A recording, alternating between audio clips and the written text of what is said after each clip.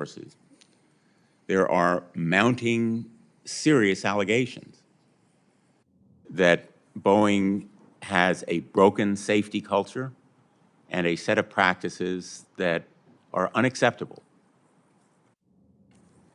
These whistleblowers have come forward at great personal risk.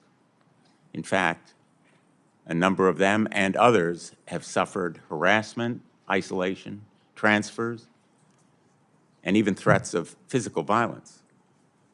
Just as an example, this tire was in a car that belonged to Mr. Salehpour.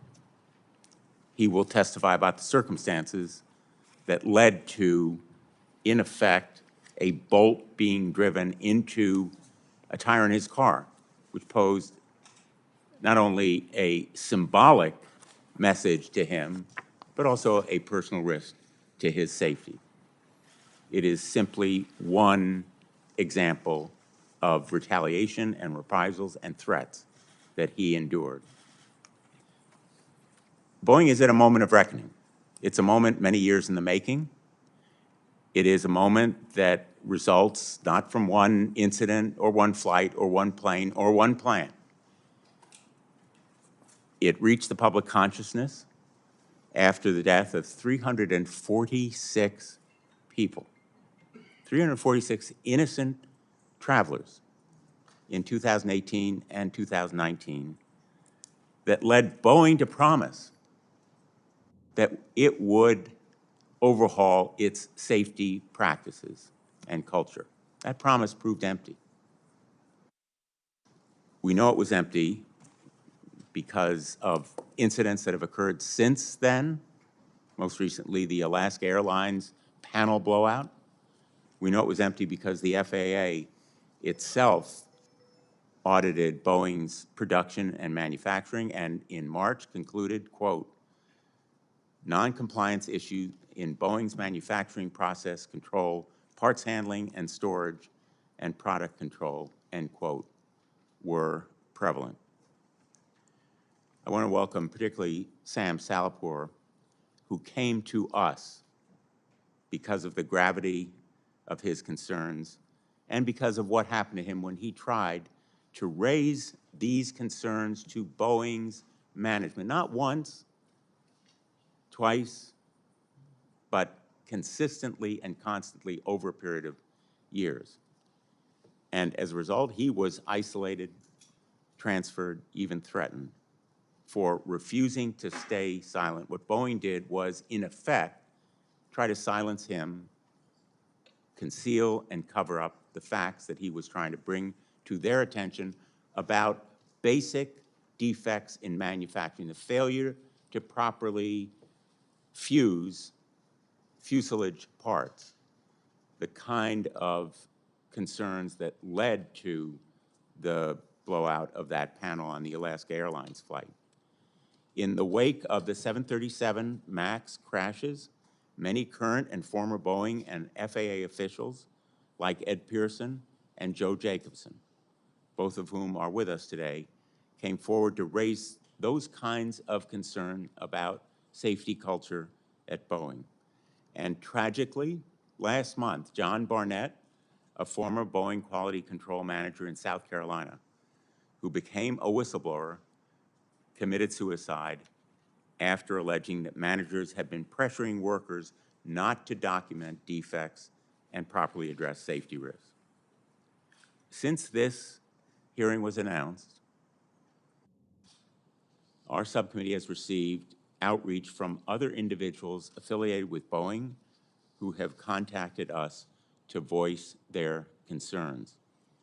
For example, a former Boeing South Carolina manager wrote to us with examples of what he described as, quote, culture of shortcuts, pressure, and hostility that he experienced while working at Boeing between 2009 and 2020. Another Boeing mechanic who asked to remain anonymous wrote to us and said, quote, the Boeing South Carolina plant was run by a good old boy network that played by their own rules. When we raised concerns that the work was not in accordance with the process and procedures, we were ordered to just do it and told there were hundreds of others waiting in line outside the gate wanting our jobs. I'm going to ask without objection that these two letters be entered into the record. The outreach that we've received, important and serious contacts with substantive information, in just the last few days suggests that there may be others out there who live in fear, like Mr. Salehpour, like John Barnett, and they have witnessed the shortcuts or defects that could lead to the next tragedy. And their coming forward may help prevent it. To Mr. Salehpour, to Mr. Pearson, to Mr. Jacobson, and others who have come forward and will come forward in the future, I just want to say thank you. Thank you for your courage. Thank you for speaking truth to power in the best sense of that word. Thank you for facing down one of the most powerful companies in the world. We intend to uncover what has enabled the culture of safety disregard to exist so that we can change it for good. To create a genuine and comprehensive culture of safety, Boeing must create workplace conditions where everyone feels comfortable reporting quality and safety concerns, even in situations where concerns turn out to be unfounded, even where the complaints are mistaken. Boeing's culture must be one where employees are encouraged to speak up. Boeing is fortunate to have one of the most skilled, competent, honest, dedicated workforces in the world. The United States is fortunate to have them working at Boeing. They deserve to be rewarded, not punished, for doing their job properly and speaking up when it's appropriate. Fortunately for Boeing and for passengers around the world, this moment of reckoning and the changes that must follow can still happen before any more lives are lost. Our committee has initiated a bipartisan inquiry. We expect both Boeing and the FAA to fully cooperate and appear before our committee. Today's hearing, as I mentioned earlier, is the first of several we intend to hold to get to the bottom of Boeing's broken safety culture. We expect Boeing's CEO to appear before us to tell the American people why the promises made 5 years ago by this company have not been fulfilled. I don't want anyone to mistake our objectives here. Our goal is not to drive Boeing to fail. In fact, just the opposite. We want and need Boeing to succeed. It is a company that once was preeminent in engineering and safety. We want to restore the luster of that reputation and its business, which have been so sadly battered.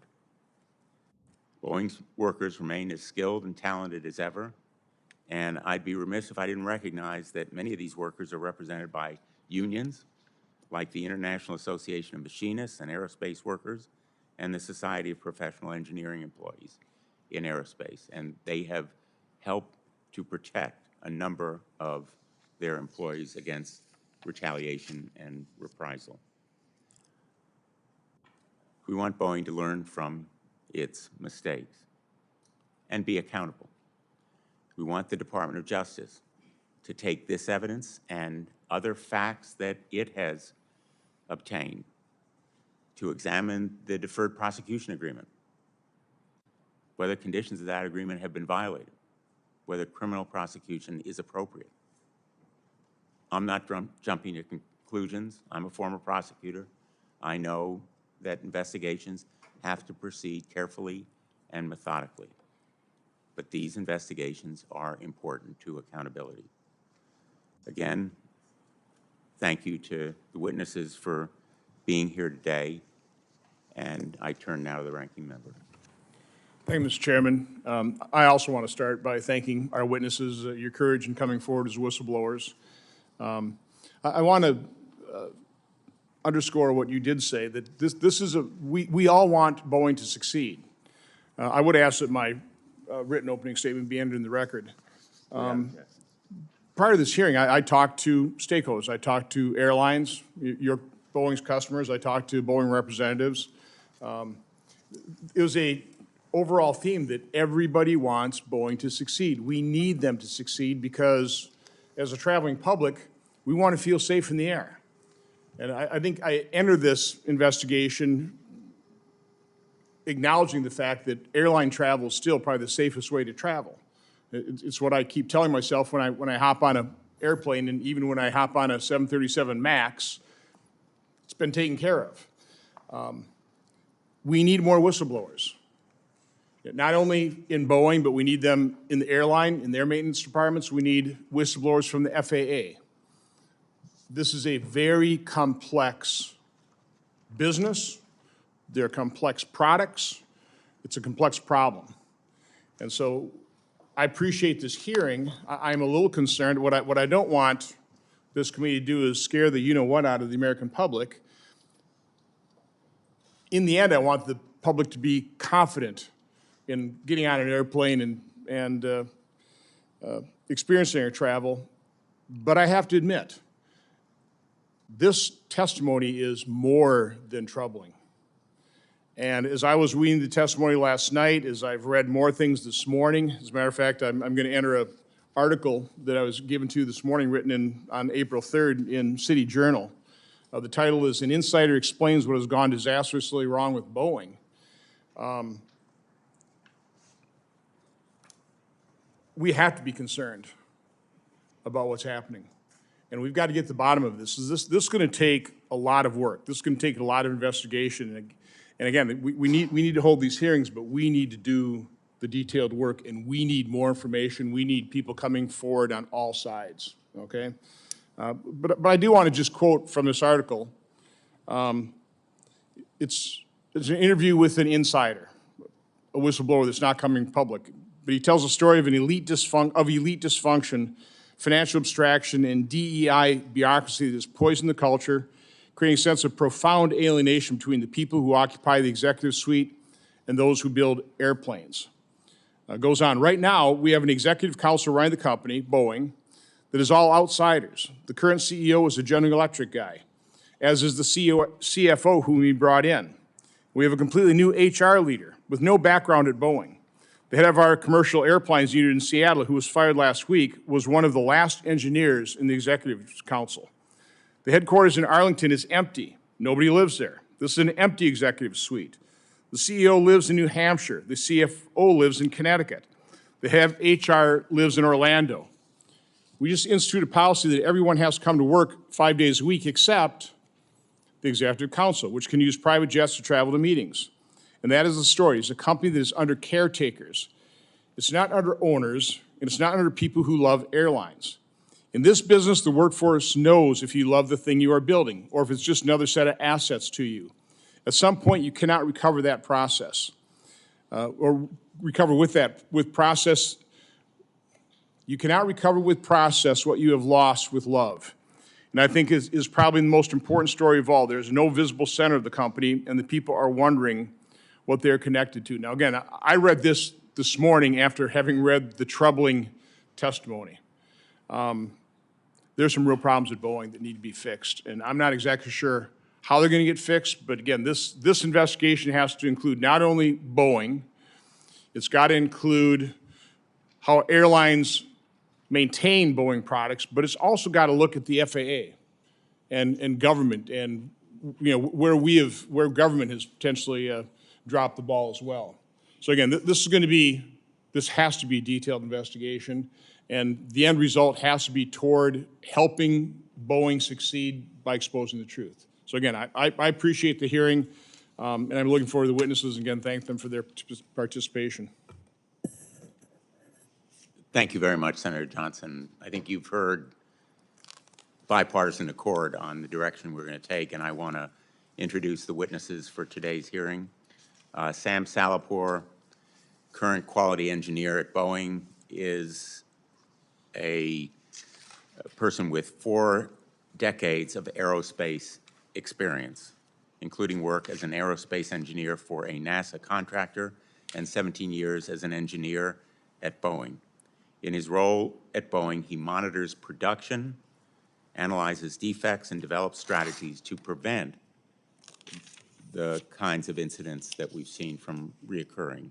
Mr. Salehpour has come forward to our subcommittee after documenting years of safety concerns while working on the 777 and the 787 aircraft. Ed Pearson, Executive Director of the Foundation for Aviation Safety and a former Boeing manager. Mr. Pearson is a former senior manager and the current Executive Director of the Foundation for Aviation Safety. He spent 10 years at Boeing and oversaw teams who manufactured Boeing's 737 MAX airplanes. Prior to joining Boeing, Mr. Pearson spent over 30 years in the United States Navy. I believe you're a graduate of the Naval Academy. Joe Jacobson. Mr. Jacobson is a safety and aerospace engineer who spent more than 25 years at the FAA. He retired in 2021. Prior to joining the FAA, he was an engineer at Boeing for 11 years. He now serves as a technical advisor to the Foundation for Aviation Safety. Dr. Sean Pruchnicki. He has a PhD. He's a professional practice assistant professor for integrated systems engineering at Ohio State University. He is also an aviation safety consultant. He has served as an aviation accident investigator, and he's a former commercial airline pilot. As is our custom, I will swear you in, and then we'll hear your individual testimony. If you would please rise. Do you swear that the testimony you're about to give is the truth, the whole truth, and nothing but the truth? So help you God. Thank you. Mr. Salehpour, you may begin. Thank you. Chairman Blumenthal and Ranking Member Johnson and the honorable members of this subcommittee, thank you for convening this hearing. My name is Sam Salehpour, and I'm a quality engineer at the Boeing. I have over 40 years of experience as an engineer. I'm not here today because I want to be here. I'm here today because I felt that I must come forward because I do not want to see another 787. I do not want to see 787 or 777 crash. I have serious concerns about the safety of the 787 and 777 aircraft, and I'm willing to take on professional risk to talk about them. First, little bit about me. I came to the United States in 1973 and got a mechanical engineering degree from University of Missouri, where Senator Hawley is from. After that, I worked for companies that they were involved in the space shuttle. I had a friend, engineer, that worked on the space shuttle. He was always complaining about the quality of the O-rings that we had in the space shuttle Sauraraka boosters. He was scared that they might fail. He raised his concerns, and he was heard, and he wasn't heard, and 7 brave astronauts, including the teacher in space, died when the Challenger O-rings ultimately failed, just as he predicted. At the moment, I know that if I were ever in a similar situation, I would have to come up and speak up. I have analyzed Boeing's own data to conclude that the company is taking manufacturing shortcuts on the 787 program that may significantly reduce the airplane safety and the life cycle. Since 2013, there have been serious issues on the 787 program, not properly closing thousands of gaps in its assembly of the fuselage on major joints. Boeing's standard says that these gaps must be closed, usually by a small shim or filler called the shim when they exceed 5 thousandths of an inch. This seems very small. Boeing's PR team like to call it the width of a human hair when you are operating at 35,000 feet. Details are that the size of a human hair can be a matter of a life and death.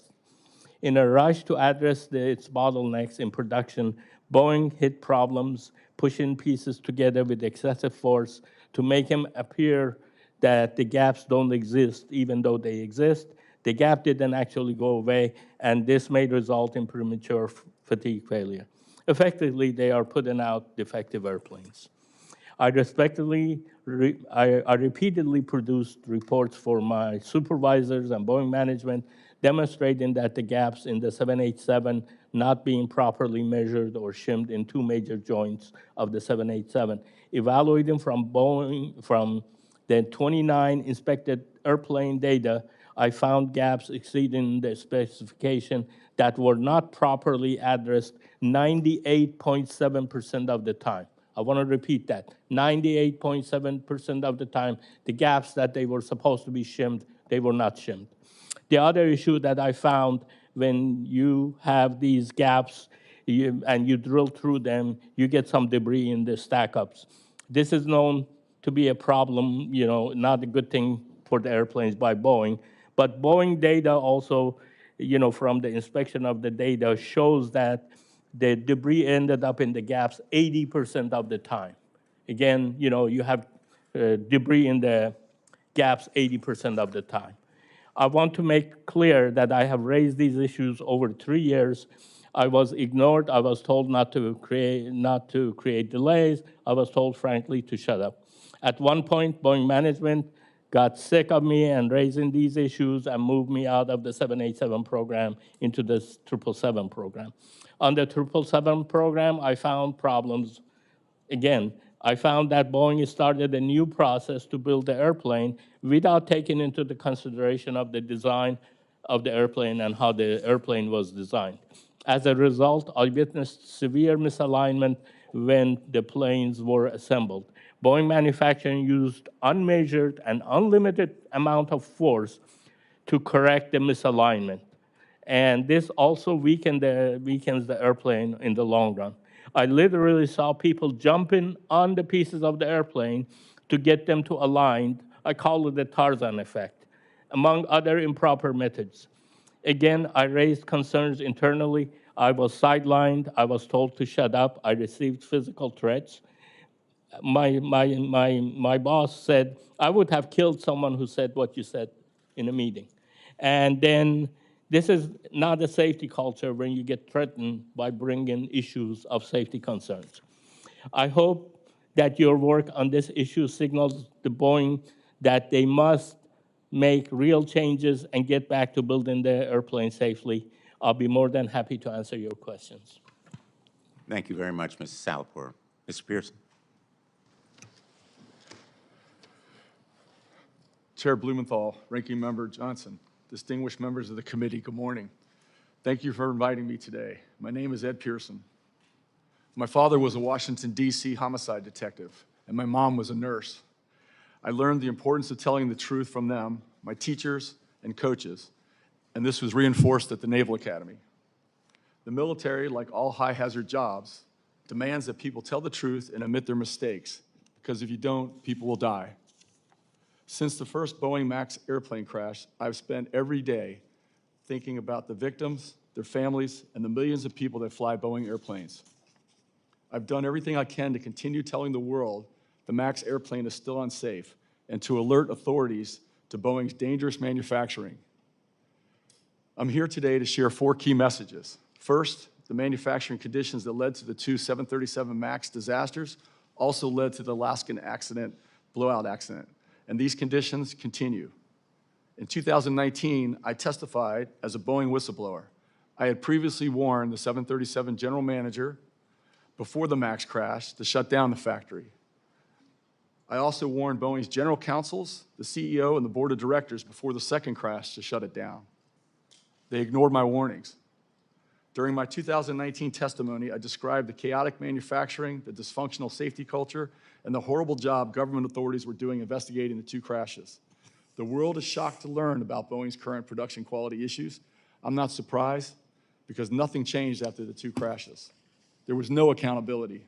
Not a single person from Boeing went to jail. Hundreds of people died, and there's been no justice. Unless action is taken and leaders are held accountable, every person stepping aboard a Boeing airplane is at risk. Government authorities ignored Boeing's manufacturing problems until the Alaska accident. Passengers shouldn't have to rely on whistleblowers to provide the truth. They should be able to get on airplanes and not have to worry about what model it is, whether it was designed and manufactured to the highest of standards, whether the airline is operating and maintaining it properly, or whether government agencies are providing proper oversight. FAA, DOT, and NTSB leaders frequently state our aviation system is the gold standard. There's a reason commercial aviation has been historically safe, and that's because people worked extremely hard for decades to keep them safe. They told the truth. They admitted their mistakes, and they didn't downplay safety incidents. These agencies have become lazy, complacent, and reactive. The deterioration has been occurring over several years. My second point is the gold standard is now fool's gold, because the only thing that is more dangerous than a dangerous environment is the illusion of a safe environment. Two brand new airplanes crashed after exhibiting production-related electrical and electronic defects within their first month of operation, and the NTSB did not investigate the factory. The evidence indicates the MAX crashes were triggered by manufacturing defects, not MCAS software. The NTSB is investigating the factory now. However, the reality is the NTSB is overly dependent on Boeing and the FAA to provide technical assistance in their accident investigations. They are not an independent investigative authority. There is an inherent conflict of interest. The Department of Transportation has been completely useless in helping the FAA do their jobs. They have continued to take a hands-off approach to this entire matter. My third point is, if the leaders of those government authorities, government agencies had done their jobs, investigators would have uncovered a mountain of important information. The FAA would have known Boeing's production processes were a mess and the safety culture was terrible. The FAA could have prevented an ever-increasing list of production quality defects. Instead, they're surprised each time it occurs, showing how ineffective and reactive their oversight has become. Just last month, the FAA reported on uncommanded rolls of MAX airplanes due to wiring that is being chafed. Boeing and the FAA have known about these manufacturing defects for more than 2 years and did not inform the public about this potentially catastrophic condition. There are also Canadian reports of new MAX airplanes with chafed wire bundles containing burn marks and evidence of electrical arcing. Boeing routinely states that their airplanes meet or exceed all safety standards. This is untrue and misrepresents the safety of the airplanes. The company illegally removed thousands of quality control inspections on individual airplanes without the FAA's knowledge and without the knowledge of the airlines. Although many of these inspections have been reinstated, hundreds of airplanes have left Boeing factories without those thousands of inspections. My last point is the Department of Justice and FBI relied on the slanted results of the first MAX accident investigation to develop an illegal and unjust deferred prosecution agreement. The NTSB chair reiterated to Congress last week that Boeing has said there are no records documenting the removal of the Alaska Airlines door. I'm not going to sugarcoat this. This is a criminal cover-up. Records do, in fact, exist. I know this because I've personally passed them to the FBI. A 5-minute testimony is not nearly enough time to explain how insidious this story is. Boeing's corporate leaders continue to conceal the truth. They continue to mislead and deceive the public about the safety of the planes. That is the safety culture at the top of the Boeing company right now. The good news is the employees of Boeing and these agencies can overcome poor leadership. We need them to be successful. They're highly capable. They need to be supported and encouraged. And these problems are fixable, but it starts with telling the truth. Thank you. Thanks, Mr. Pearson. Mr. Jacobson. Thank you, Senators. My name is Joe Jacobson. I'm an aerospace engineer with almost 40 years of experience. I worked for Boeing from 1984 to 1995 on the 767 and 777 programs. From 1995 to 2021, I worked in aircraft certification at the FAA. I retired from the FAA in 2021 and have been volunteering as an independent aviation safety advocate since, mostly in support of the ET-302 families. On November 6, 2018, a week after the Lion Air 610 crash, I received an email from a colleague asking if we had done any issue papers on MCAS. This was the first day that I heard about MCAS. The next day, although not assigned to the crash investigation, I received an email from a colleague at the FAA which contained flight data recorder information from the Lion Air crash. It was immediately obvious to me that the 737 MAX had a serious design flaw. I saw that the horizontal stabilizer was repeatedly moving at a high rate because of a faulty angle of attack input. I guessed that a software error was responsible. A few days later, I was shocked to discover that the airplane was purposely designed and certified to use just one AOA input for this flight critical function. When the House report was released in September of 2020, I finally understood why I hadn't known about MCAS. Boeing meeting minutes from June 2013 recorded the reason, saying, if we emphasize MCAS as a new function, there may be a greater certification and training impact. Boeing intentionally hid the design from FAA engineers and airline pilots. Had we known, at least a half dozen experienced FAA engineers in the Seattle office would have immediately rejected the original MCAS design. Boeing concealment led to 2 crashes and 346 deaths.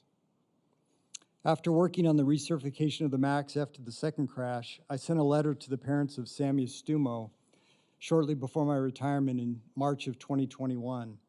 I saw their anger and grief and wanted them to know the true story and not the false narrative presented by Boeing and FAA. Over the last 3 years, Sammy's parents have connected me with many other crash families.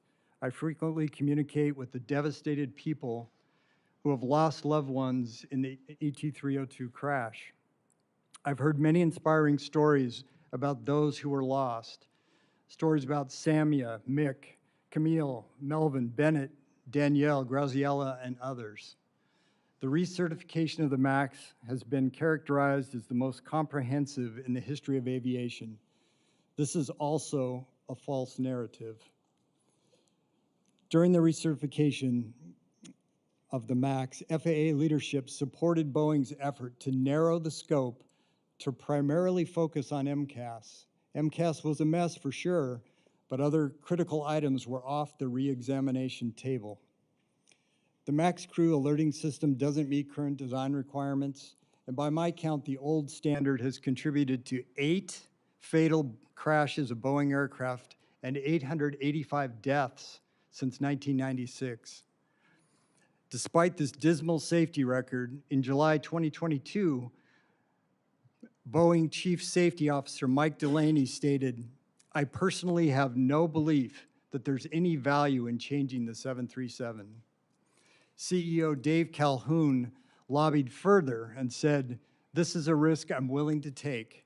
If I lose the fight, I lose the fight. Boeing lobbying efforts ultimately succeeded. The grandfathered design of this MAX leaves many vulnerabilities. When combined with the failure to investigate the manufacturing chaos identified nearly 6 years ago by Ed Pearson, this has led to a predictable but still shocking list of unsafe conditions. I've spent almost 40 years studying and trying to eliminate aviation accidents. Ignoring problems, taking shortcuts, and deceiving the public just leads to more crashes. I'm testifying today out of my great love and respect for the crash family members that I know. Michael, Nadia, Nisha, Catherine, Ike, Chris, Javier, and others don't want this to happen to anyone else. I also have children and grandchildren. Let's work together to fix this now. Thank you. Thanks, Mr. Pearson. Mr. Puczynski, Professor. Chairman Bartholomew, Ranking Member Johnson, and members of the committee, good morning, and thank you for the opportunity to testify today. I'm an assistant professor in both Integrated Systems Engineering and the Center for Aviation Studies at The Ohio State University. Prior to teaching at Ohio State, I was an airline pilot.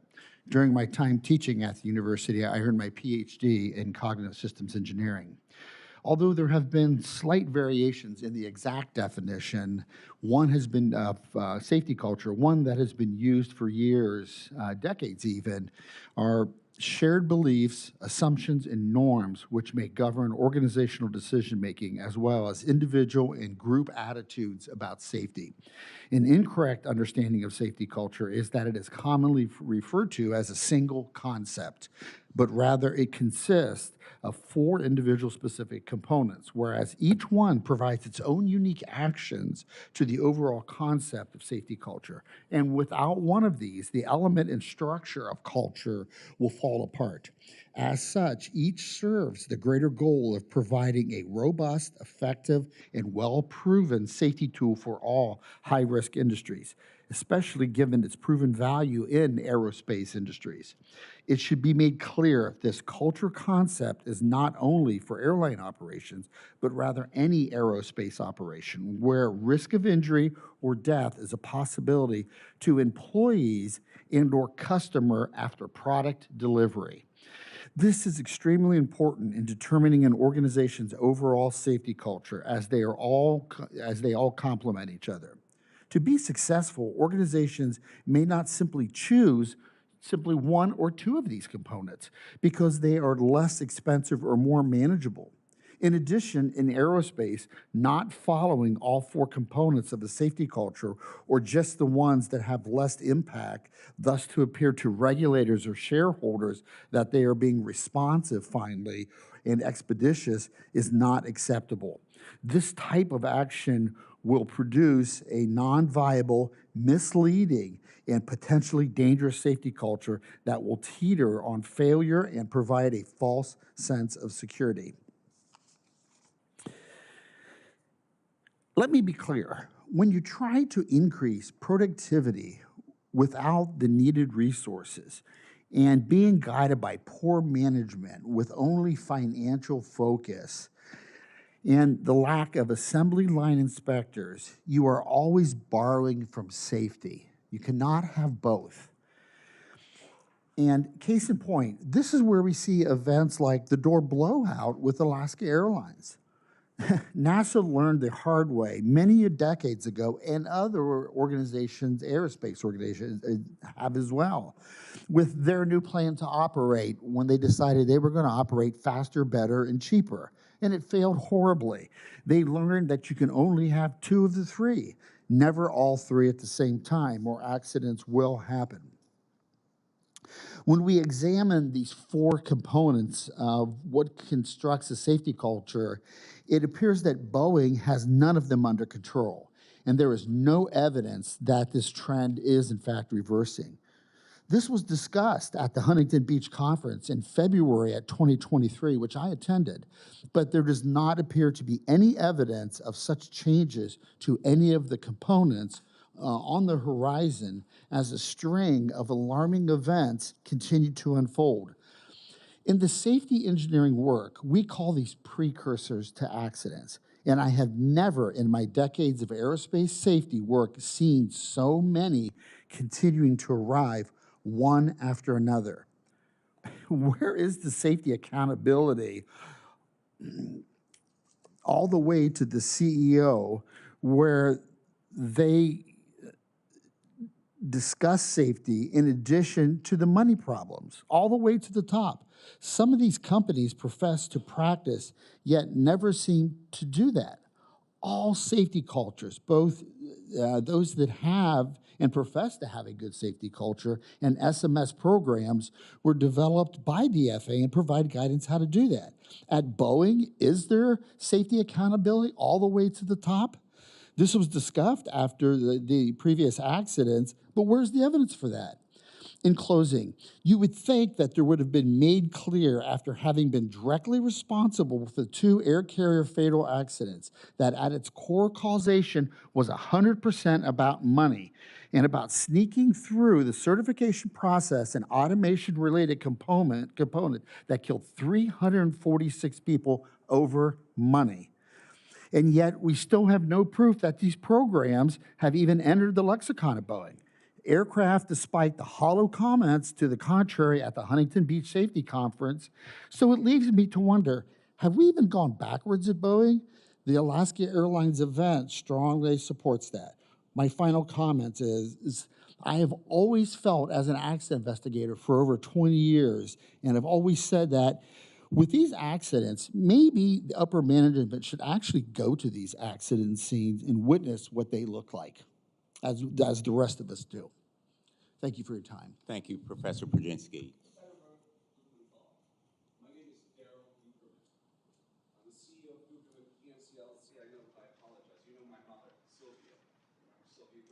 I would be happy to talk to you after this hearing is done. If you, I want to spare you being removed and just tell you that we will be happy to take those documents and meet with you privately. And we welcome your being here. We also welcome the presence of Chris and Clarisse Moore, whose daughter Danielle died in the Ethiopia Airlines crash. They remind us that the seemingly abstract, even antiseptic setting of this hearing belies the fact that there are real people who perished in those 2 crashes. There are real people at risk getting on airlines right now. No reason to panic, but a reason for deep concern. And we thank everyone who may have documents or information to bring to our attention. We thank you. Professor Brzezinski, what keeps ringing in my ears is that phrase, 100% about money. My understanding about what happened here is that Boeing sought to produce more airplanes more quickly without the necessary testing, inspections, and then sought to conceal and cover up what it knew was happening. Is that aligned with your view of the facts here? Absolutely. That in fact is part of it, because those things are expensive. And there's more to it. There's other things that go into that process. One of the biggest is the inspectors. Cutting back and getting rid of your inspector staff that looks at all the parts to make sure that these things are assembled correctly. We saw this with the accident, with the Alaska accident. One of the lessons here is that shortchanging safety with shortcuts is short-sighted. I want to ask Mr. Salehpour, for many of us who may not understand the technology or the mechanics here, my understanding of your testimony is that Boeing, in effect, fastened parts of the fuselage together using force rather than proper shimming, and thereby created a severe risk that use over time and fatigue of the parts and fasteners would create risks to safety. Is that roughly correct? Yes, sir. I think they are using significant excessive force to squash the gaps before you measure it. If you squash in the gap before you measure it, you don't know what you're getting, because the purpose of that is to measure the gap in its free state.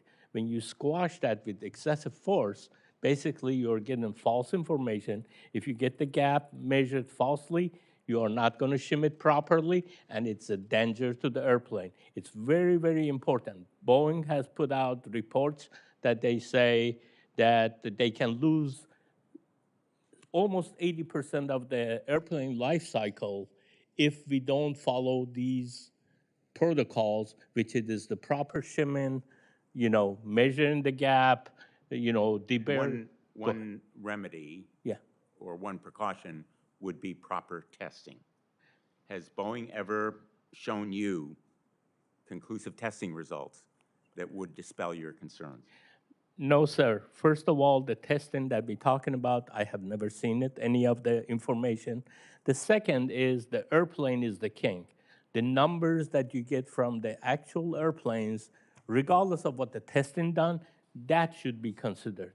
And my data that I was using in my assessment is from the 29 airplane that it was inspected. Mr. Pearson and Mr. Jacobson, you have very extensive experience with Boeing as well as air safety. Do the allegations that Mr. Salehpour has brought to our attention surprise you in light of your experience?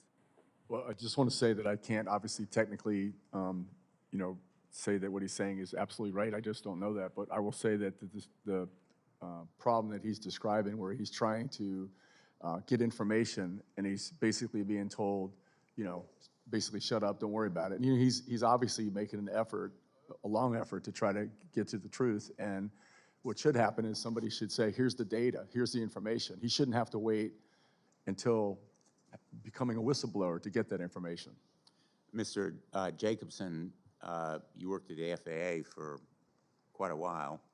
Mr. Pearson and as well Mr. Salehpour have been critical, as many of us have been, of the FAA.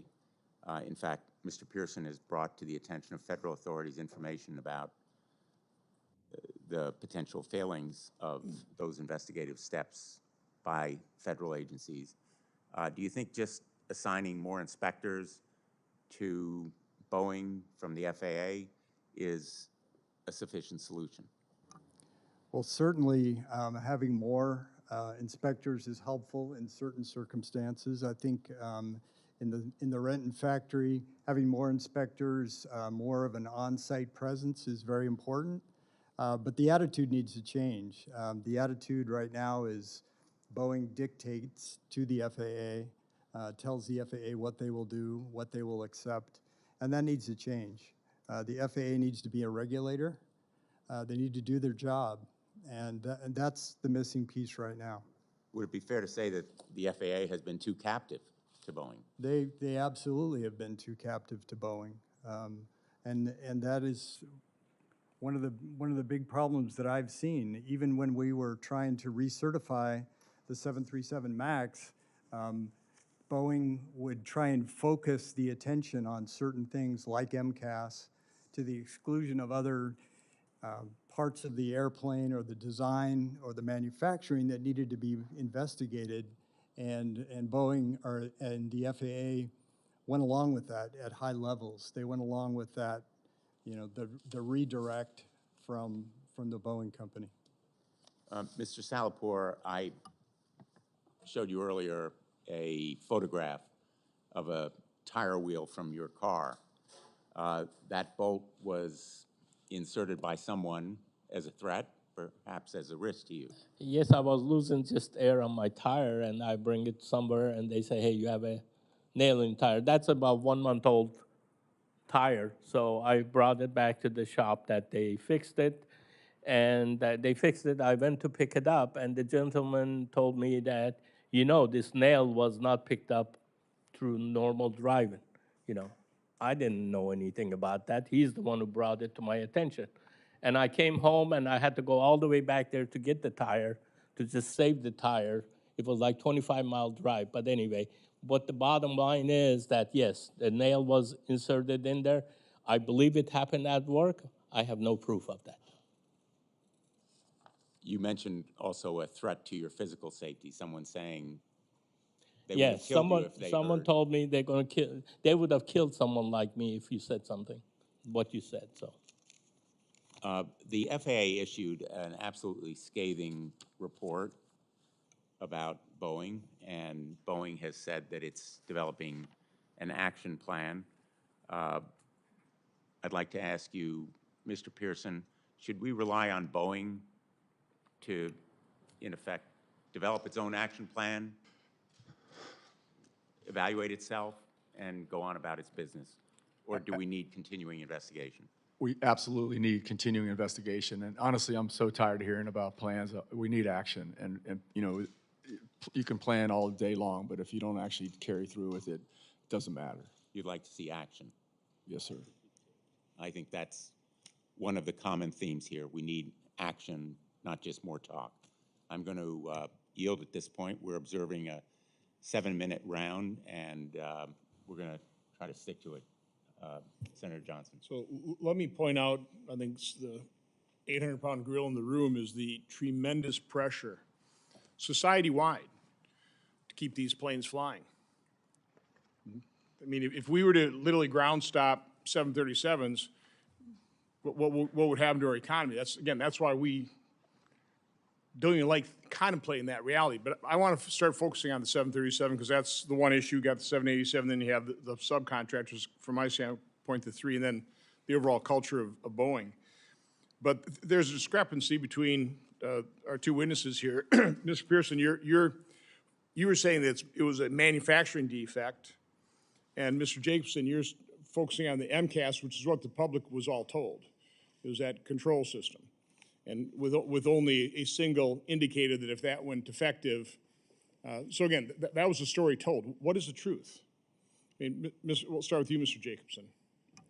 Well, the truth is, it's more than one thing, right? It's the entire system. You have to look at manufacturing. You have to look at also at the design. Since the MAX has gone back into service, this is the list of manufacturing. These are unsafe conditions that are identified by the FAA in the manufacturing area. Engine anti-ice, exhaust duct fasteners, compromised seal and adhesion within the center fuel tank, loose bolts in the rudder assembly, stuck rudder pedals, misinstalled electrical wire bundles in the wing spoilers, and then, of course, the door blowout was also a manufacturing defect. So we have a long list of unsafe conditions from manufacturing defects. We also have a long list, equally long list of design defects. So what that tells me is it's a company-wide problem. It's not. So the MAX was taken out of service for how long? It Quite was some out time, right? 20 months. 20 months. And again, the public, I was certainly hoping, assuming that 20 months they were able to correct those defects, that they did install more of the indicators, right? So they somewhat fixed that problem. I mean, are all these other problems completely unaddressed, not fixed? There were many problems that were unaddressed. The crew alerting system is the big one. That one was not addressed. That contributed to the crashes. The pilots had a lot of false indications going off, which delays their response, and they're trying to figure out what's going on. In the meantime,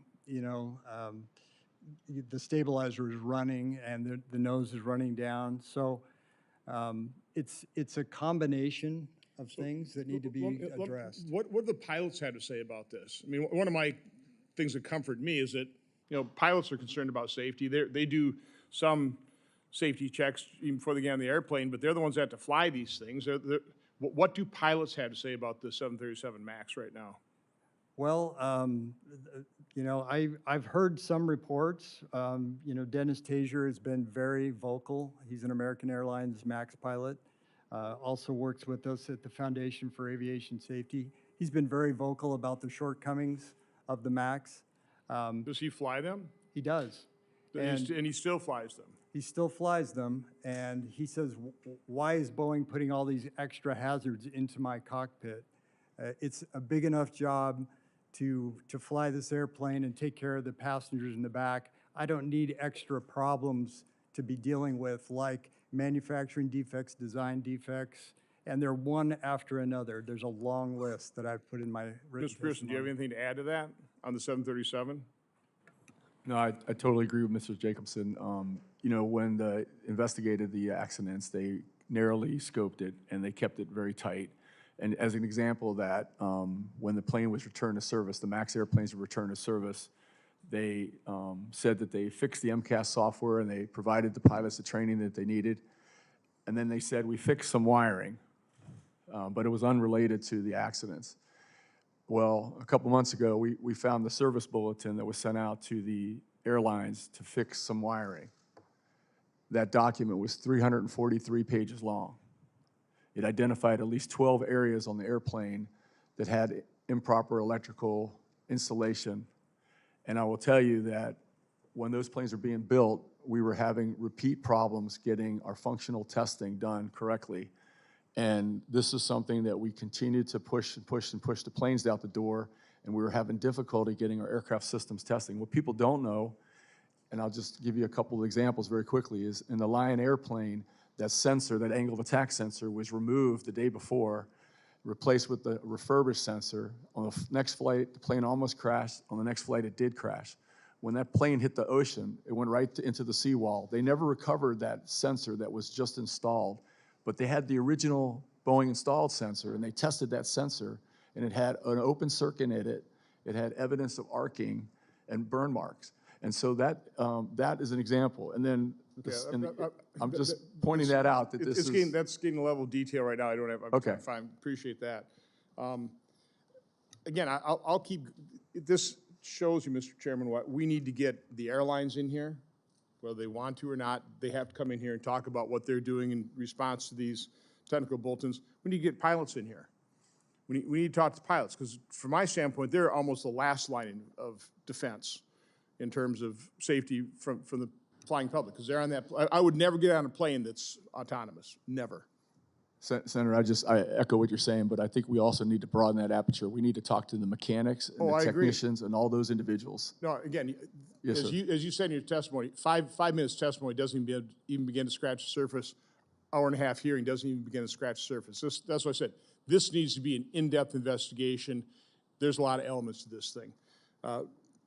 In preparing for this, I did listen to one NBC News report, and this is on the 787, on this gap, and they were reporting that Boeing had apparently stress tested a plane, 165,000 takeoffs and landings, which is 3 times normal life.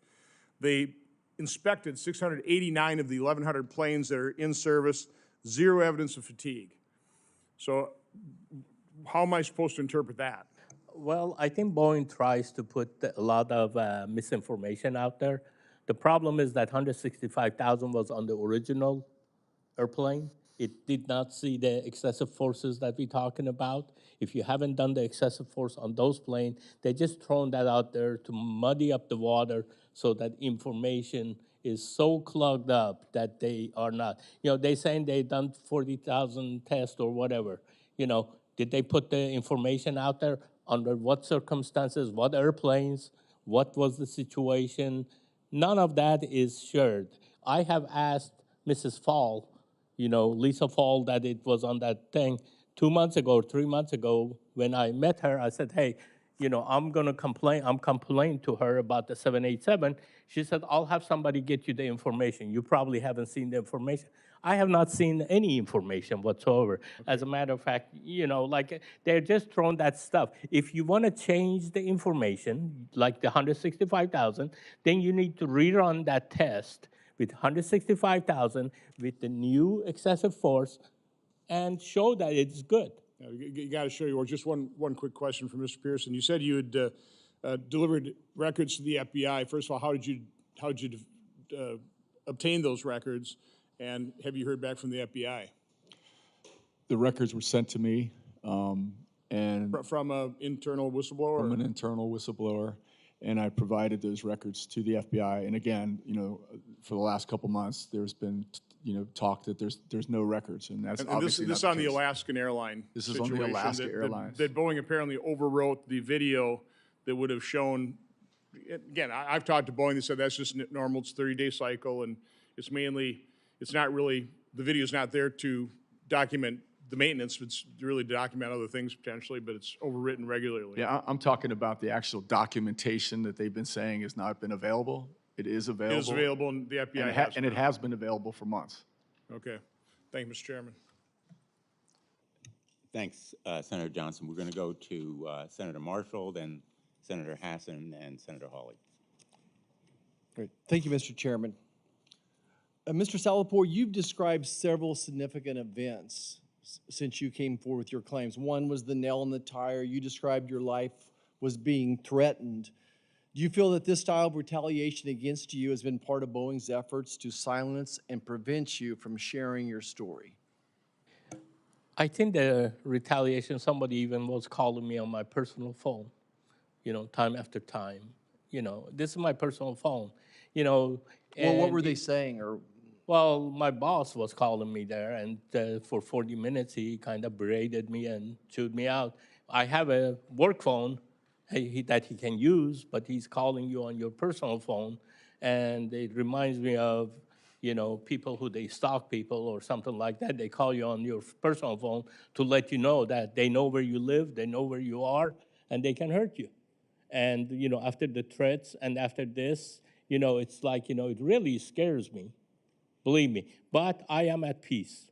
If something happens to me, I am at peace because I feel like by coming forward, I will be saving a lot of lives and I'm at peace. Whatever happens, it happens. well, we certainly do appreciate you coming forward, and certainly the brave and courage it takes for all of you to do this. Do you think that there was a culture of retaliation against whistleblowers at Boeing?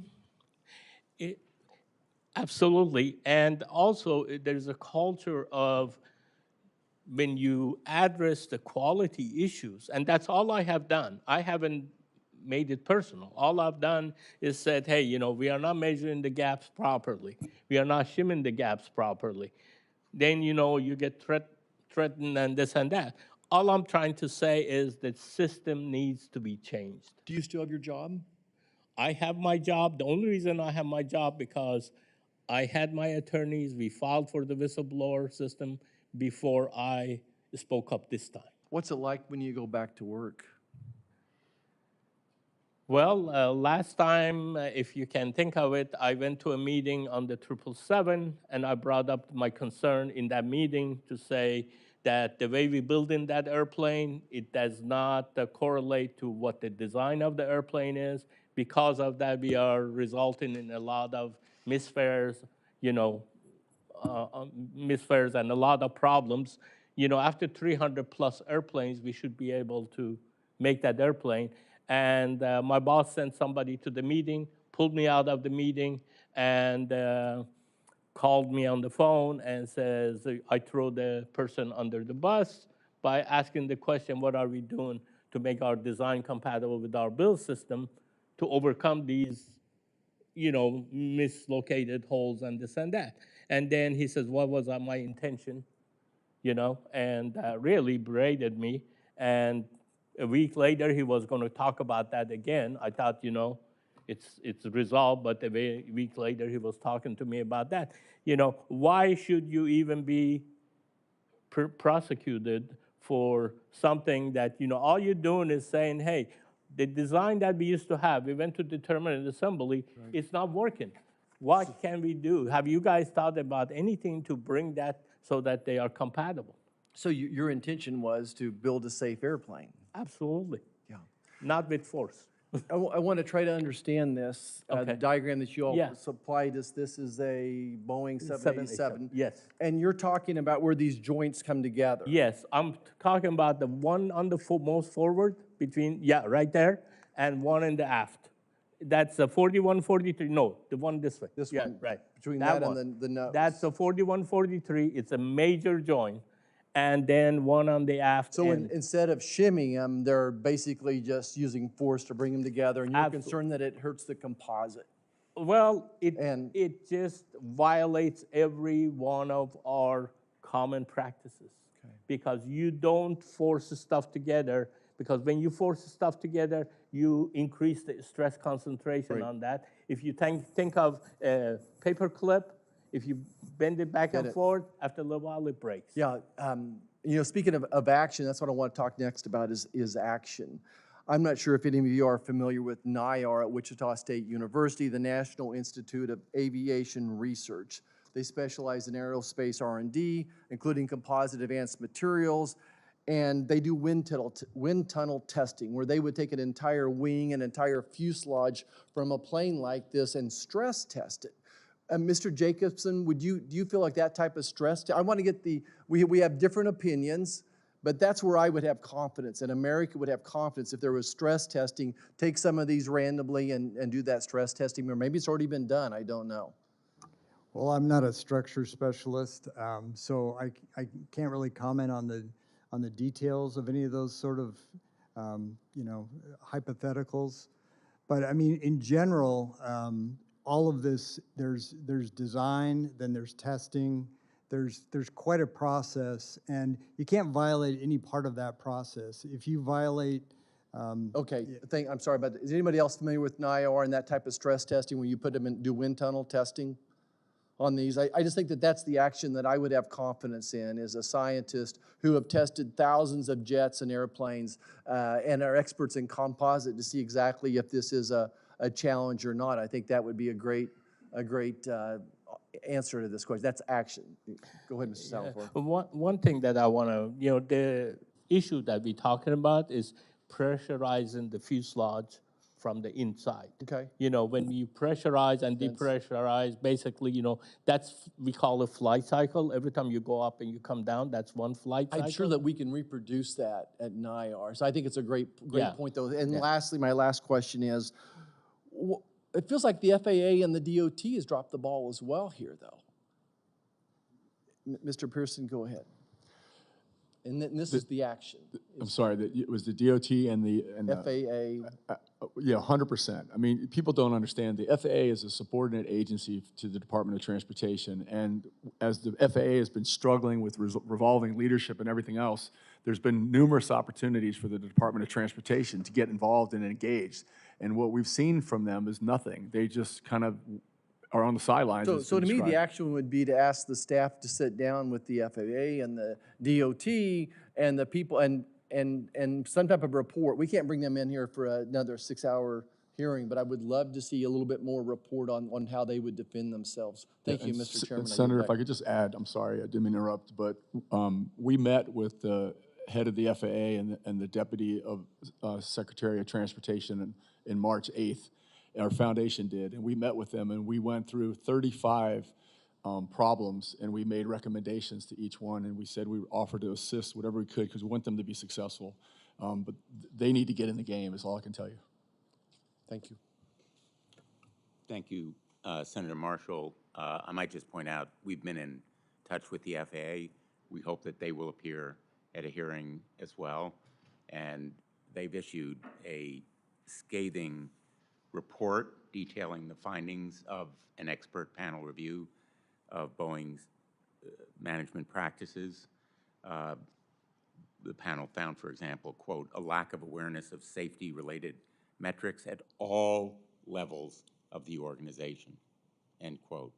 So I'm hoping that the FAA will be cooperative and aggressive in our continuing investigation as well. Senator Hassan. Well, thank you very much, Chair Blumenthal and Ranking Member Johnson, for holding the hearing today. Thank you to all of our witnesses for appearing today, as well as your commitment to aviation safety and protecting the public. To Chris and Clarice Moore, thank you for being here. I am so sorry for your loss. The picture of your daughter is a reminder of the reason we're here today and why aviation safety is so important. So thank you for being here. And to Mr. Salehpour, you mentioned in your testimony, as I understand it, that the Challenger disaster was a wake-up call and an example of why safety is so important. The teacher who was lost in that disaster was Krista McAuliffe from Concord, New Hampshire, and her loss is still felt today, as is her example. Thank you for invoking her memory today. And I wanted to start with a question to you, Mr. Salehpour, and apologies if some of this has been covered because we are in and out, but as a whistleblower, you raised 2 safety concerns regarding quality controls during the manufacturing and assembly process. Can you describe the internal Boeing culture around reporting safety and quality concerns? Right now, basically, you know, I have very, I guess, negative attitude towards the quality concern. You know, when I bring something to my boss to say, you know, we have problems with this, and he prevents me from even documenting and prevents me from even sending the information to the SMEs, you know, the subject matters experts, to me, that's a problem. You know, a quality manager telling you not to write your concerns and not to send it to the, you know, the subject matter expert to just, let's say, you know, I don't know for sure. You know, they close a gap of like 3/4 of an inch without shim. You know, Right. that's concerning. Yeah. Our rules are 010. So I said, you know, I want to write that. Well, don't send it. So not only were you discouraged and really told not to document it, what's your impression of how comfortable other Boeing personnel are with raising their concerns to management, both before and after you came forward? Well, I think it's very negative. It's really, they think that, you know, like we had situation where they had debris in the gap, and my friend put some inspections in there, and the boss was telling him that, you know, are you trying to stop the production? You know, those are significant problems that, you know, if you don't inspect, you have to inspect to get a good quality airplanes out. Right. And what I'm trying to say is the attitude at Boeing from the highest level is just to push the defective parts regardless of what it is, unfortunately. So what you're really saying is from the top down, people are discouraged from coming forward, and so people are quite reluctant to come forward in this culture. Absolutely. And, you know, the fact that I asked for the data from, I complained to Mrs. Fall, you know, and she said she'll have somebody send me the information on 787. To this date, I haven't received any. Okay.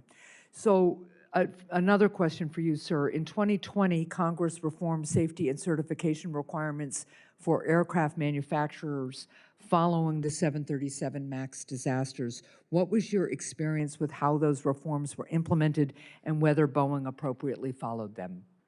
My personal opinion, from what I've seen from bottom up, it's been nothing. Okay. And Mr. Jacobson, as a former FAA official, do you have any thoughts about how effective that agency was in implementing and overseeing those reforms? The attitude from day one was not good at upper levels of the FAA. The message that I heard right after AXA was passed was, we're already doing all of this. So that's the wrong attitude from day one. And then what I saw, I tracked a lot of the implementation of AXA, working with Senator Cantwell's office. And what I saw there was kind of a half-hearted look at all of these recommendations and requirements. They tended to lump them all together. Yeah. And called them work streams and said, we've got that covered. That's in this work stream or that work stream. And instead of taking each individual provision very seriously and attacking them, that was not the attitude. Thank you.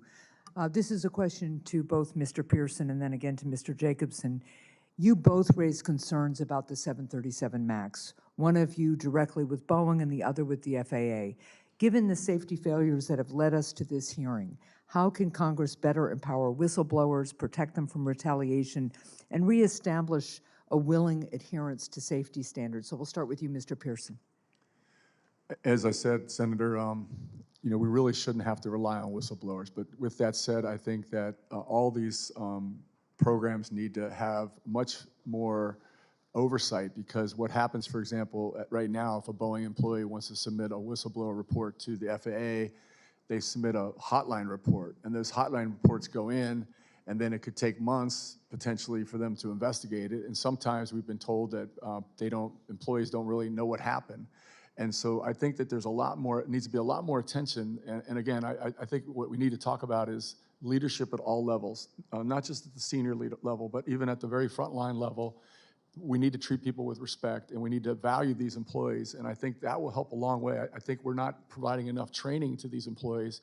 I know that in the factory, and we're putting individuals in responsible jobs, and they need a lot more training, and I think that will help a long way of preventing having to use whistleblowers. Thank you, Mr. Jacobson. Yeah, I'm hopeful that Mr. Whitaker, the new FAA administrator, will really take on the challenge of changing the culture at the FAA so that FAA is back to doing their job as a regulator.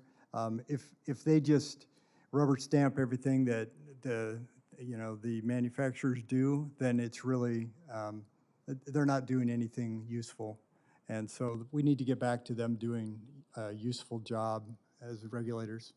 Thank you for that. And Dr. Prushnicki, I have a question for you, but I am out of time, so I will submit it for the record. I'm just really looking for your recommendations about how to eliminate these grave safety risks. So we'll submit that for the record. Thank you. Thanks, Senator Hassan. Senator Hawley. Thank you very much, Mr. Chairman. Thanks for convening this hearing. Thanks to each of the witnesses for being here. Mr. Salehpour, let me just start with you. I just want to back up and make sure I understand your testimony because it seems extraordinary to me. And I'm reading the letters that you've submitted from your attorney when you first contacted the FAA, when you contacted the committee. So my understanding is you worked on both the 787 and the 777, correct? Yes, sir.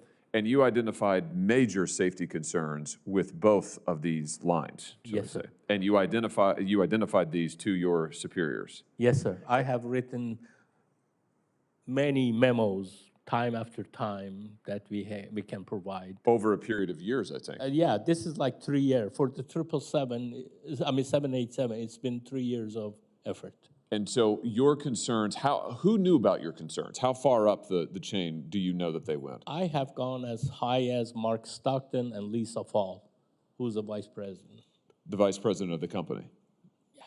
So they were and are aware of these major safety concerns. And this is what you do for a living. I mean, you're an engineer, right? I mean, I'm an engineer. I went to quality about 3-4 years ago. And when you put your quality hat, we are the eyes and ears of the public for the safety of the airplane. That's how I feel about our job. And so I have, when I see concerning information or concerning, let's say, production issues, then it is our responsibility to make sure that, if we are causing the airplane to have increased risk factors, our job is to eliminate those risk factors. Are these planes safe? Right now, I would not, it's like an earthquake. The big earthquake is coming, but when that hits the building that, let's say if you're talking of a building, have to be prepared to accommodate that type of a, let's say, shakeup. It has to be built properly. Right now, from what I've seen, the airplanes are not being built per spec and per requirement. So your testimony is the 787 line and the 777, the 777 line are you think are not. Well, safe. they are doing stuff that increases the risk factors. Okay, when you increase the risk factors, it's not just one. You are doing stress concentrations. That those stress concentrations, like breaking a paper clip, you do it once or twice, it doesn't break, but it breaks at some time. As the plane gets older, all of these things that you took, you said it's not a safety issue, it becomes a safety issue. And the company's response to you was to threaten you? Threaten you, sideline you, transfer you. You raised concerns about the 787, and so they transferred you to the 777, right? Well, yes. Initially, they just cut me off of all the meetings. Ah. They took my name out, and then so I was just doing nothing. I wasn't informed of what. Then they transferred me, and they do it pretty stealthy. Oh, we have a job over here. We want you to go over there. So they move you down there, and I come from like 40 years of engineering background.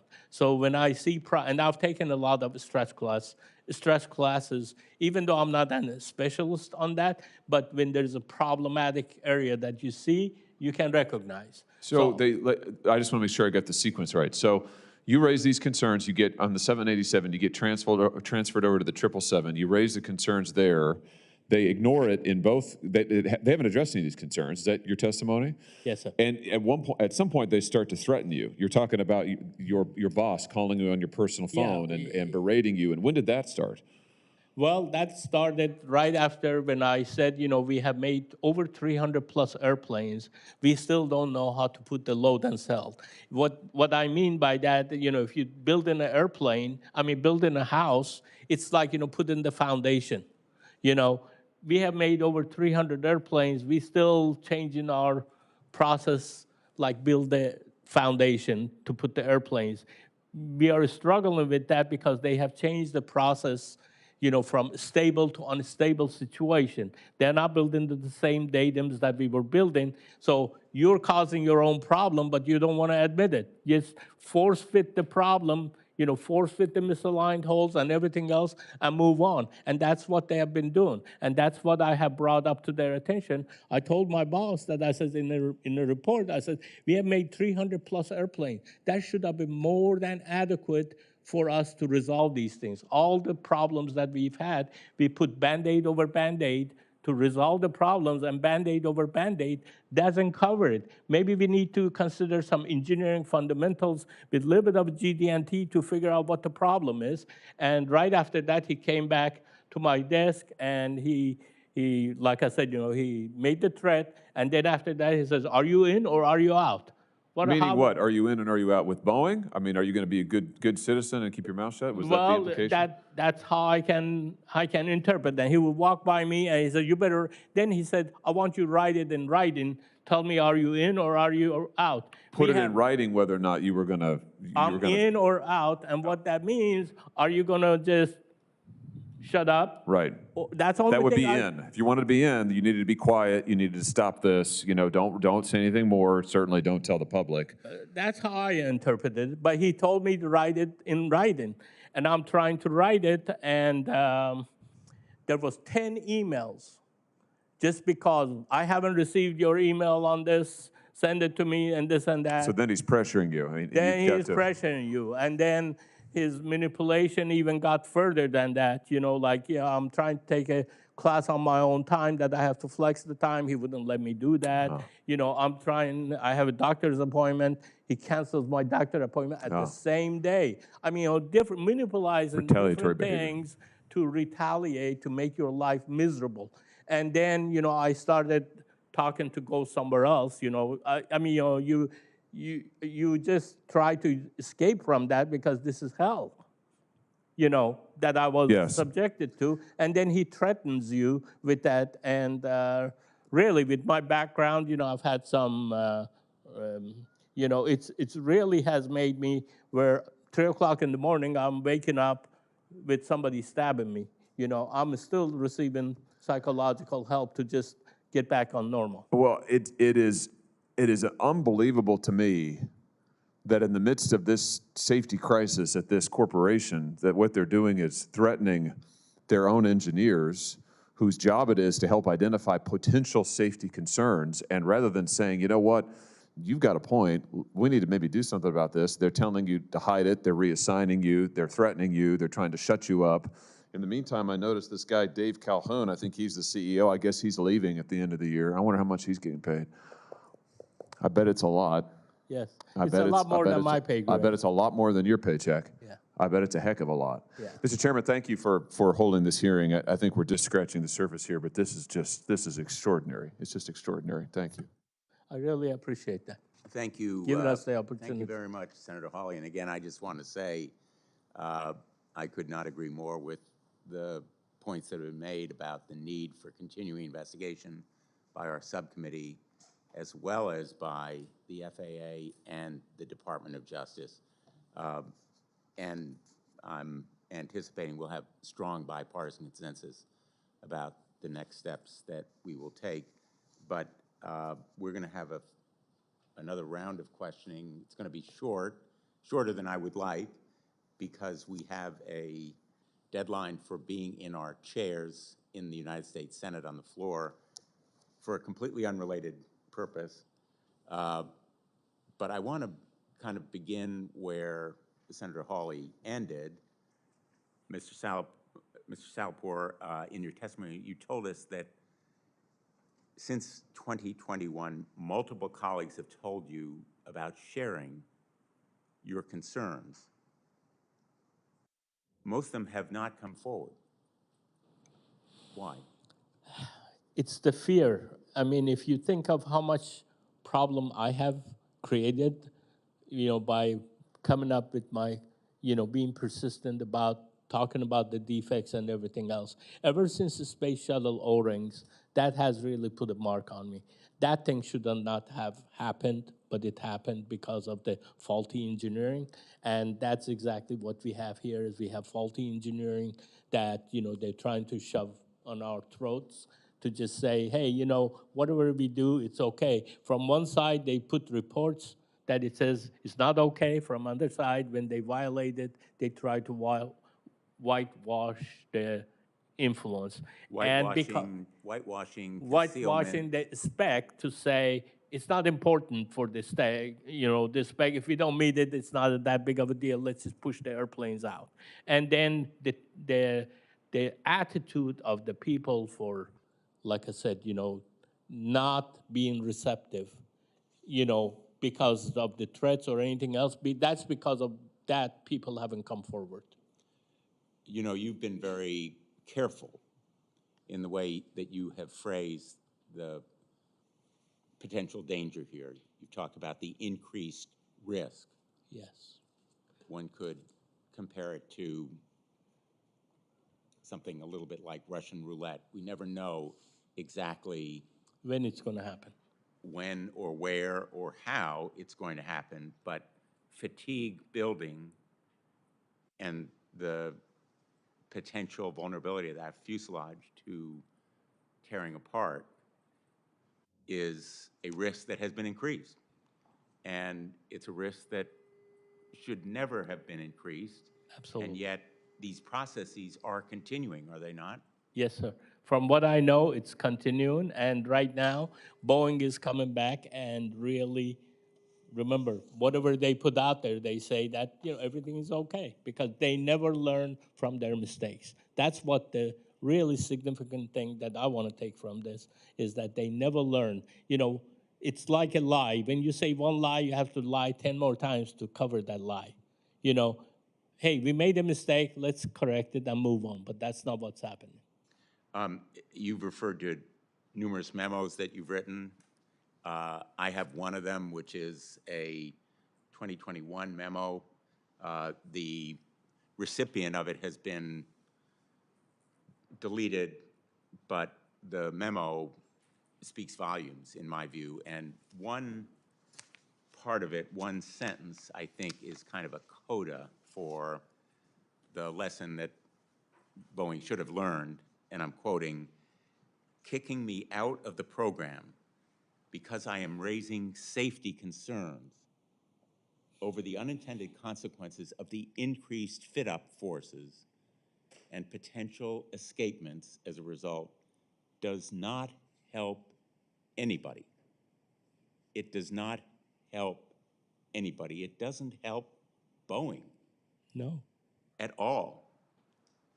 And again, this focus on stock price, on quarterly profit, on money over safety is a bad investment. It is malpractice beyond simply a broken safety culture. The expert panel of the FAA said something that I thought was pretty telling. Quote, "A safety culture is not something that springs up ready-made from near-death experience. Rather, it emerges gradually from the persistent and successful application of practical and down-to-earth measures, like giving you a bonus for your courage and your insights, rather than, in effect, threatening and penalizing you." Yes. Dr. Pruchnicki, am I correct in that kind of observation about safety culture, that it has to be the result of persistent, step-by-step, down-to-earth actions by management that is really committed to safety, not just in word, but in deed, and it has to put its money where its mouth is? No, you're exactly right. And this is part of the 4 parts of a safety culture, that you do have these reward systems in place. And you are proud when people come forward like this. And you embrace that and you celebrate that. And there's many different ways you can do that. Various companies can do this. But if I may take this time to just add one thing very quickly, is one part of a healthy safety culture is that the accountability goes all the way to the top of the company, all the way to the CEO. And when I go to help companies with their safety culture problems, I talk to CEOs. And one of the questions I ask them is, how much time do you spend weekly with your safety department? Because different companies might spend time with their marketing people, their finance people, and all their money people. And what I find across the board is they don't spend time with their safety people. Yet they say they're accountable and they sign documents they're accountable. And most of the time they'll tell me, well, this person meets with them or whomever. That is not accountability to the top. And I tell them that, well, if you have time to meet with marketing and your finance people, then you should have time to meet with your safety people weekly. And if I had time to talk to Boeing, I'd be fascinated to know how many times per week their CEO people actually talk to their safety people. That shows accountability. It would be an interesting answer to that question. So deans of business schools across the country and CEOs of corporations, big and small, are you listening? Will Yeah. you take a lesson from Boeing's experience? Yeah, because if they're not doing this, they're wrong, flat out. And we've seen this time and time again with accidents. And I go all over the world and I help companies straighten this out. It's flat out. I'm going to yield to Senator Johnson. So let me just underscore, from my own manufacturing background, I think the key to a safety system, quality system, is accountability. In my little plastics manufacturing plant, every roll of plastic that went out had the operator's name on the name tag, on the roll tag. If that was rejected, we knew exactly who produced that, who approved it. And so accountability is crucial, which takes me back to the 737 MAX and the deferred prosecution agreement. First of all, I want some clarity. Was it or was it not the MCAS system that caused that crash?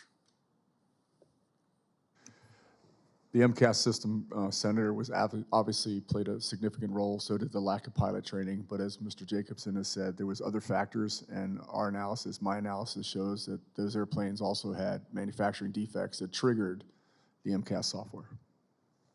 Mr. Jacobson? Yeah. So what were those other defects? I mean, was it the sensor? I mean, only having one sensor was part of that system, though, but. Well, the sensor, as Mr. Pearson has talked about, the sensor showed problems. The original sensor on the Lion Air airplane showed a lot of manufacturing defects when it was examined. What I found curious was after the Ethiopian crash, they said the sensor was taken off by a bird. They had no evidence for that, none whatsoever, but they concluded that it was the bird that did it. And so I think it's much more plausible and likely that it was an electrical fault of some sort, either arcing or something like that. So of all the troubling testimony that I've read here leading up to this hearing and what I've heard here today, probably the most troubling is the fact that Boeing did not notify regulators of this significant change in the MCAS system. I mean, would you agree with that? I would. I think both crashes would not have happened if they'd been fully transparent and forthcoming with the design of So we come back to accountability. Yes. Has anybody been held accountable for concealing that from the FAA? I mean, 300 some lives were lost. Again, my condolences, those family members of those lives were lost. This was beyond negligence. This is an overt act. And nobody has been held accountable in any way, shape, or form, financially, losing their job, criminally held liable.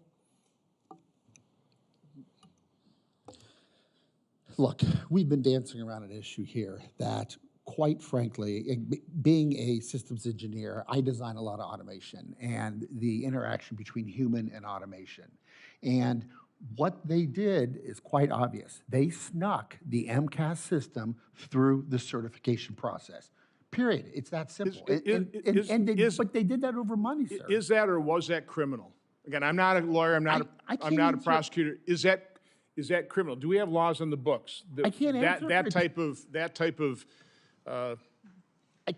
what's the right word? I Not know- evasion. I mean, was that criminal behavior? Should somebody been held liable criminally? I can't answer if that's criminal, but as a cognitive engineer, I can tell, and I know how the certification process works, and I know how this accident works. They snuck it through the process, and it was all about money. It was all about getting those airplanes to Southwest, and it was all about money, and that's why those people died. Has the deferred prosecution agreement been made public, or is that sealed? I'm not aware if it's been made It or has, not. it has been made public, Senator, and it's an absolute, probably the most embarrassing thing in my career I've seen is how those families were treated. And that deferred prosecution agreement should never have happened. It was absolutely criminal that they did that. It was just heart-wrenching. So who's in charge of that That deferred is- prosecution? that is- Who agreed to that? That's the Department of Justice that Let me agreed to just that. intervene, since I am a former United States attorney and a federal prosecutor. The Department of Justice deferred prosecution agreement is public. In fact, I was very critical of it at the time it was reached. And I've urged since then that the Department of Justice investigate whether in fact it has been violated. And I think the ranking member raises a very pertinent and important question. Mr. Pearson has raised it as well. He's presented evidence that the Department of Justice should consider through the FBI. We have brought to the Department of Justice's attention evidence that should be considered. They're going to have to make a judgment. We can't because we're not prosecutors. But accountability And that is important. the reason I'm going down this line of questioning is accountability all along the process.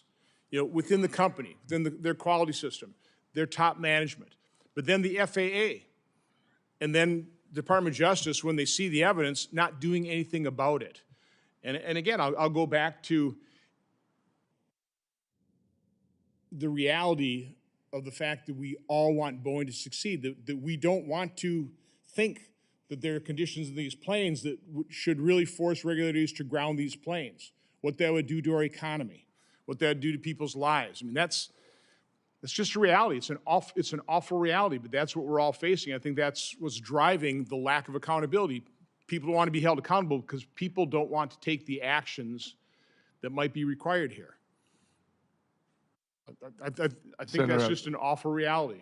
I just want to emphasize again that the airlines play a huge role in this, right? They obviously want airplanes. They need airplanes to do their, what they want to do, but they have a very much a responsibility to make sure those planes are safe. I'll just give you an example. We did an analysis, and in Alaska Airplanes, we did it. We produced this, we published this thing in September 2023. They had 53 brand new MAX airplanes. We found over 1,200 aircraft system malfunction reports that they had submitted to the FAA, 1,200 on 53 brand new planes within 2 years old. And I'm not talking tray tables or headrests. I'm talking the systems that Mr. Jacobson's been talking about. So we need to make sure that those things are investigated and resolved, and they're supposed to be. Which is why I've reached out to the airlines. I've talked to a couple CEOs. We need to talk to their pilots. We need to get their mechanics. We need all these people talking together. Just individual hearings aren't going to do it. I mean, this requires a full-blown investigation with all these people being interviewed, people feeling free they can come before us with whistleblower protection, either stay anonymous or provide whatever protection we can. Again, we need a lot of information. We need a lot of witnesses. We have an awful lot of information to uncover and discover here, a lot of truth to be exposed. But thank you, Mr. Chairman, for holding this hearing. Let me just conclude, and I would like to continue this hearing, but Senator Johnson and I will be held accountable if we're not in our seats on the floor of the United States Senate before 1 p.m. I want to thank all of you for being here for all the reasons that you know too well. You have taken risks throughout your career, every one of you. I want to thank my colleague for his very understandably passionate and insightful comments, which I share, about the need for accountability. As a prosecutor, accountability is about deterrence. It is about teaching lessons with real consequences for intentional mistakes and wrongdoing. And I'm hopeful that we will be in touch with the Department of Justice to indicate our interest in cooperating with them. And in the meantime, this record will remain open for 15 days for other questions that may be submitted in writing, and also documents that may be submitted by others. And we hope that there will be others who will come forward. So thank you all for being here today. This hearing is adjourned.